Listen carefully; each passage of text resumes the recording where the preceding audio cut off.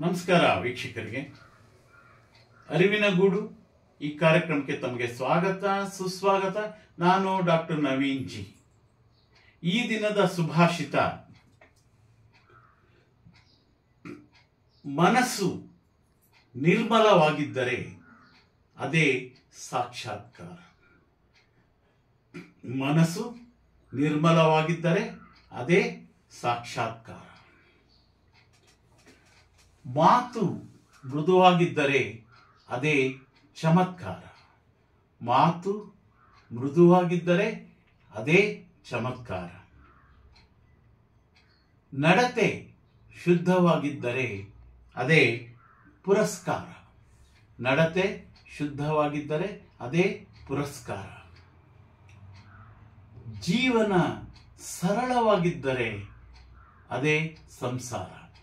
ಜೀವನ ಸರಳವಾಗಿದ್ದರೆ ಅದೇ ಸಂಸಾರ. ಧನ್ಯವಾದ.